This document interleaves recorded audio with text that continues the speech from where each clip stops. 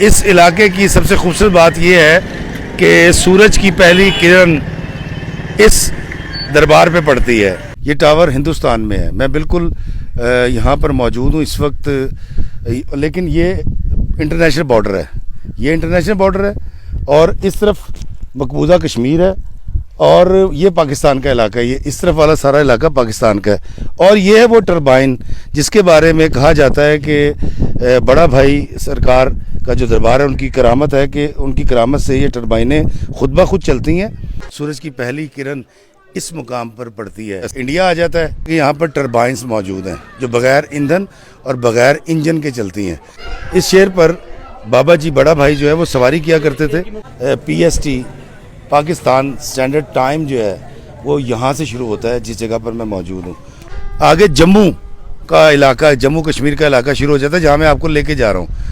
السلام علیکم میرے عزیز و اقارب، میرے عزیز و میں افتخارفی پیارے پاکستان کے ایک بہت ہی پڑھے لکھوں کے شہر شکر گڑھ سے۔ میرے پیچھے آپ دیکھ رہے ہیں کہ بابے شکر گڑھ، اور آج بڑی حیران کن اور بڑی اچنبے کا شکار کرنے والی میں ویڈیو آپ کے لیے لے کر آیا ہوں۔ پہلی بات تو یہ جان لیں کہ شکر گڑھ وہ تحصیل ہے جس کا لٹریسی ریٹ 90% ہے۔ جی ہاں، یہاں کے 90% لوگ پڑھے لکھے ہیں۔ دوسری بات اس علاقے کے بارے میں آپ کو بتاتا چلوں کہ یہاں پر جو ہے رہنے والے جو لوگ ہیں ان کا تعلق یہاں سے ضرور ہے، لیکن وہ زیادہ تر پاکستان سے باہر رہتے ہیں اور وہ بھی رہتے بھی گلف میں ہیں۔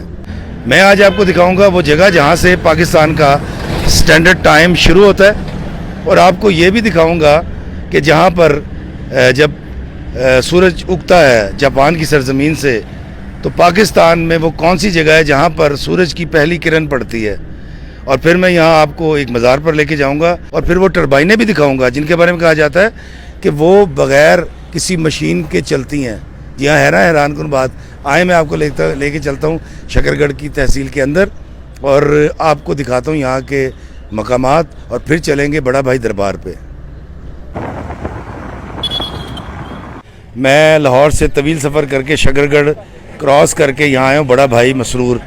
یہاں ایک پنڈ ہے اور یہاں پر ایک درگاہ ہے بڑا بھائی، اور یہ دیکھیں عبدالسلام چشتی سرکار المعروف بڑا بھائی، اور یہ انڈیا کے بالکل بارڈر کے پاس ہے، اور اس سے آگے چند کلومیٹر کے فاصلے پہ صرف ایک گاؤں ہے اور یہ بارڈر کا علاقہ ہے۔ اس علاقے کی سب سے خوبصورت بات یہ ہے کہ سورج کی پہلی کرن اس دربار پہ پڑتی ہے۔ جب سورج نکلتا ہے تو پاکستان میں جو سورج کی کرن داخل ہوتی ہے وہ بڑا بھائی دربار پہ پڑتی ہے۔ کتنی خوبصورت خصوصیت ہے، میں آپ کو دربار بھی دکھاؤں گا۔ آئیں چلتے ہیں پنڈ بڑا بھائی جو کہ یہاں سے 10 کلومیٹر ہے۔ دوستو یہ بڑا بھائی کا علاقہ میں نے آپ کو بتایا، یہ میرے پیچھے آپ دیکھ رہے ہیں یہ پیٹرول پمپ ہے، اور اس پمپ کے اوپر ایک چیز لکھی ہوئی ہے جو شہروں میں کبھی آپ نے دیکھی نہیں ہوگی۔ لکھا ہوا ہے ادھار بند ہے۔ نیچے ایک اور کوشچن بھی لکھا ہوا ہے، خود مت ڈالیں۔ جب یہ عملہ کہیں اندر بیٹھا ہوتا ہے یا آرام کر رہا ہوتا ہے تو اس کا ایک تو مطلب یہ ہے کہ یہاں کے لوگ جو ہے وہ خود سے پیٹرول ڈالنے کی کوشش کرتے ہوں گے۔ یہ ایک بڑا عجیب انسٹرکشن ہے جو شہروں میں نہیں ملتی۔ یہ جو ادھار بند ہے یہ آپ کو میں بتاتا ہوں کہ دیکھیں یہ میرے جو چاروں طرف علاقہ ہے یہ سارا YBG کا علاقہ ہے، کاشتکاری کا علاقہ ہے، اور یہاں پر پمپ ویسے نہیں ہے جس طرح شہروں میں بڑے خوبصورت پر رونق ہوتے ہیں اور ویل ڈیزائنڈ ہوتے ہیں، تو یہاں بھی لکھا ہوا ہے ادھار بند ہے۔ دوستو یہ میں آپ کو بتاؤں یہ ادھار بند ہے یہاں پر کیوں لکھا گیا ہے۔ یہ اس لیے لکھا گیا ہے کہ یہ آگے کیونکہ انڈیا آ جاتا ہے اور آگے جا کے سڑک ختم ہو جائے گی، آگے جموں کا علاقہ، جموں کشمیر کا علاقہ شروع ہو جاتا ہے جہاں میں آپ کو لے کے جا رہا ہوں۔ تو یہاں رکنے کا مقصد یہ تھا میں آپ کو یہ بتا سکوں کہ ادھار بند ہے۔ تو ہمارے لاہور میں یا بڑے شہروں میں تو کوئی کسی کو ادھار نہیں دیتا پیٹرول، یہاں پر ادھار دیا جاتا ہے۔ اس کی وجہ یہ ہے کہ یہ لوکل مارکیٹ ہے، یہاں پر جس نے ڈیزل لینا یا پیٹرول لینا وہ لوکل زمیندار یا لوکل یہاں کے رہائشی ہوں گے۔ اب زمیندار کرتا یہ ہے کہ پیٹرول پمپ کے مالک سے ادھار ڈیزل لے لیتا ہے، سارے سال لیتا رہتا ہے، جب اس کی فصل پکتی ہے اور کٹائی ہوتی ہے اس کو پیمنٹ آتی ہے تو وہ جو ہے پمپ مالک کو پیمنٹ کر دیتا ہے۔ تو یہاں پر یہ پیٹرول پمپوں پہ ادھار ہوتا ہے، لیکن چونکہ اس پیٹرول پمپ کے مالک نے ادھار بند کر دیا ہے تو انہوں نے لکھ کے لگا دیا کہ ادھار بند ہے۔ حضرت خواجہ عبدالسلام چشتی المعروف بڑا بھائی رحمۃ اللہ علیہ آپ کا شمار ہندوستان کے ان ابتدائی بزرگان دین میں ہوتا ہے جن کی وجہ سے اس خطہ میں اسلام پھیلا، مگر آپ کی پیدائش بارے ابہام ہے۔ ایک روایت کے مطابق آپ حضرت علی حجویری رحمۃ اللہ علیہ کے قریبی رشتہ دار تھے اور حضرت داتا سرکار کے دور میں موجود تھے، جبکہ ایک تاریخ کے مطابق آپ حضرت نظام الدین اولیاء کے خلیفہ تھے۔ دیو رائے ڈوگر راجہ کے زمانے میں گنیا سنگھ اس علاقے کا حکمران تھا۔ گنیا سنگھ بڑا بھائی سرکار کی شہرت اور بڑھتی ہوئی مقبولیت سے خائف ہوا تو پہلے راجہ گنیا سنگھ نے آپ کو زہر دیا جو کہ بے اثر ہوا، پھر جنگل کے بیچوں بیچ ایک قدیم کنویں میں آپ کو پھینکوا دیا جہاں پر ہزاروں سانپ رہتے تھے۔ اس سے پہلے کہ کوئی سانپ آپ کو ڈستا، ایک شیر نمودار ہوا اور آپ کے پیر چاٹنے لگا۔ آپ نے اس شیر کی سواری فرمائی اور ایک بہت بڑے سانپ کا چابک بنا لیا۔ شیر جست لگا کر کنویں سے باہر آ گیا اور آپ راجہ کے دربار میں پہنچ گئے۔ راجہ آپ کو زندہ سلامت دیکھ کر بے اختیار پکار اٹھا، مہاراج تسی وڈے ہو، مہاراج تسی وڈے ہو تے میں چھوٹا، آپ میرے بڑے بھائی ہیں۔ تب سے آپ کا نام بڑا بھائی پکارا جانے لگا۔ اسی نسبت سے مسرور گاؤں کو بڑا بھائی گاؤں پکارا جاتا ہے۔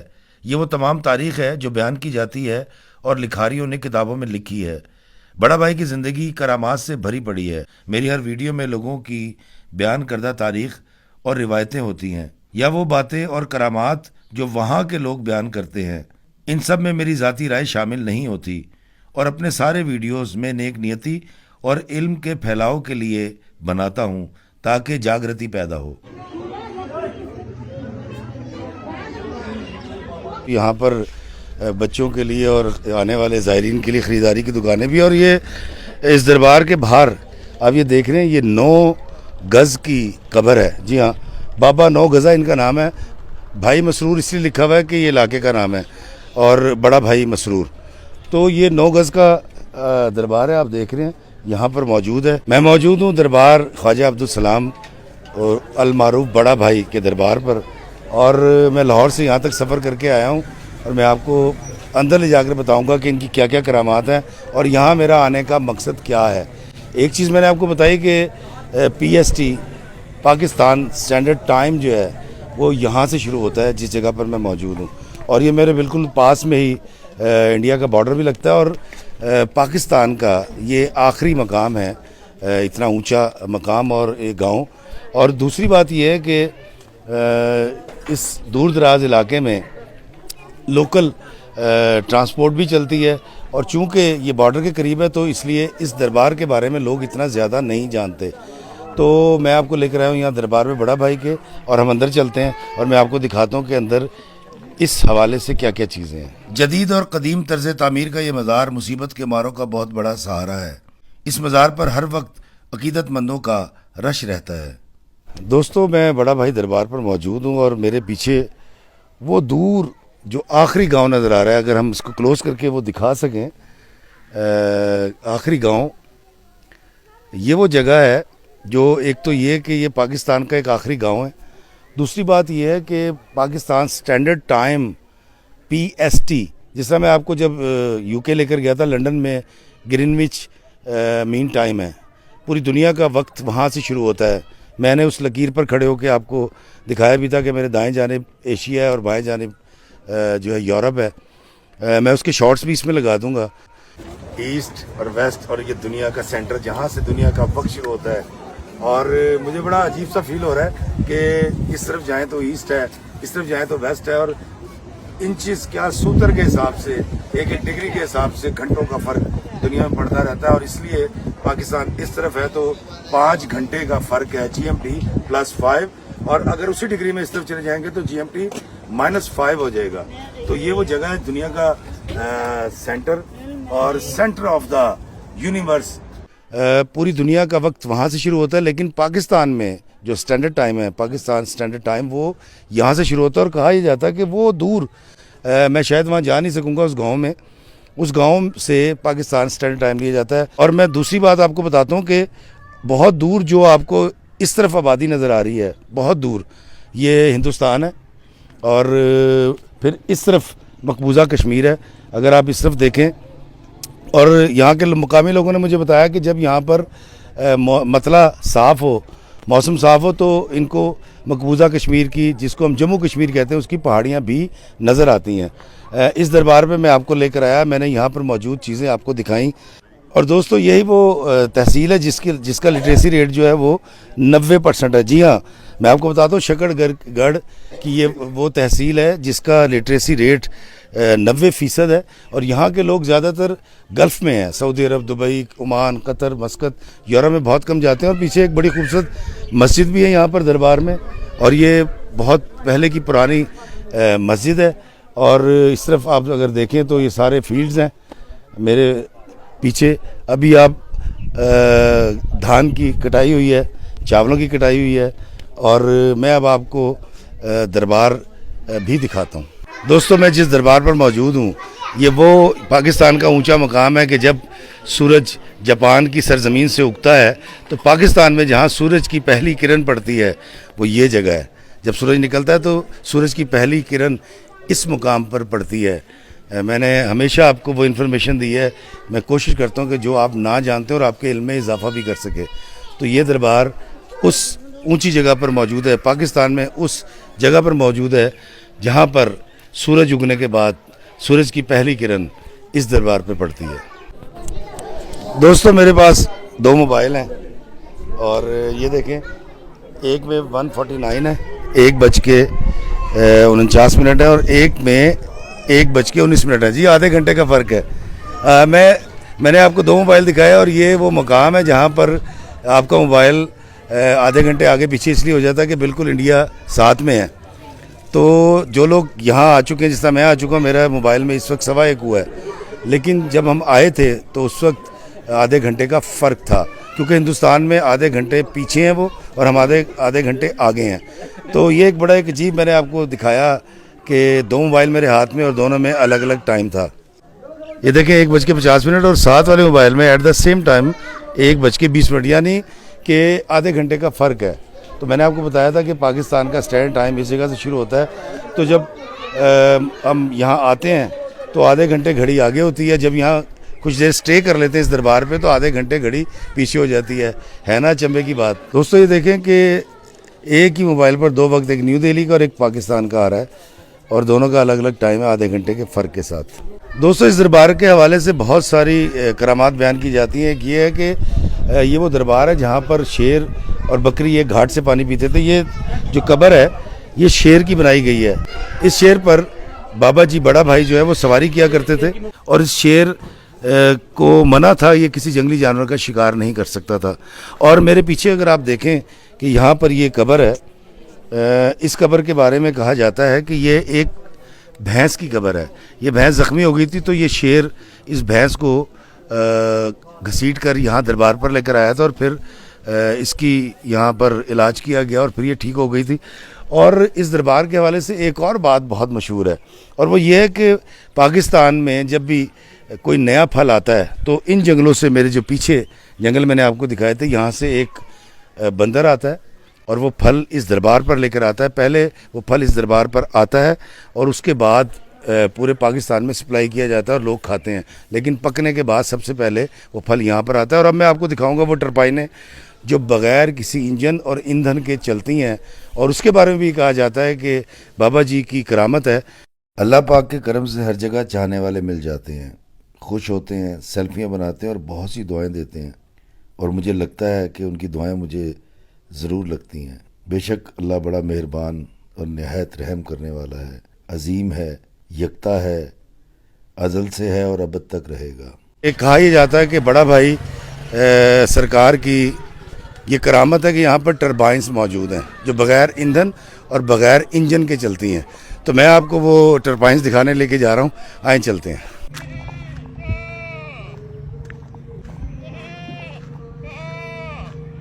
दोस्तों लाहौर में गोए की पाथियाँ लगाई जाती हैं, लेकिन यहाँ पर गोए को ऐसे एक डला बनाकर सुखाया जाता है। ये इस इलाके की एक अजीब सी रिवायत है। दोस्तों मैं बड़ा मुश्किल कठिन रास्ते से यहाँ पहुँचा हूँ और गाड़ी के भी पंजर हिल गए हैं। मैं आपको बताऊँ कि वो मेरे पीछे जो वो सामने आखिर में बहुत दूर दरख्त नज़र आ रहे हैं, ये मकबूजा कश्मीर है, जम्मू का इलाका है, ये LOC है। और जब हालात ख़राब होते तो इस तरफ से गोला बारूद फेंका जाता है। और वो जो पीछे एक टावर नज़र आ रहा है, अगर आप टावर दिखा सकें, वो सामने बहुत दूर एक टावर है। ये टावर हिंदुस्तान में है। मैं बिल्कुल यहाँ पर मौजूद हूँ इस वक्त, लेकिन ये इंटरनेशनल बॉर्डर है, ये इंटरनेशनल बॉर्डर है। और इस तरफ मकबूजा कश्मीर है और ये पाकिस्तान का इलाका है। ये इस तरफ वाला सारा इलाका पाकिस्तान का है। और ये है वो टरबाइन जिसके बारे में कहा जाता है कि बड़ा भाई सरकार का जो दरबार है, उनकी करामत है कि उनकी करामत से ये टरबाइनें खुद ब खुद चलती हैं और यहाँ पर पानी आता है। अब इसको इसलिए बंद किया गया है कि इस वक्त पानी की ज़रूरत नहीं है और ये सारे खेत सराब होते हैं। ये टरबाइन मैंने आपको दिखाई है, लेकिन जब तहकीक की इस टरबाइन के बारे में तो पता ये चला कि ये करामत का हिस्सा नहीं है, बल्कि यहाँ पर ज़मीन में पानी का लेवल बहुत ज़्यादा है।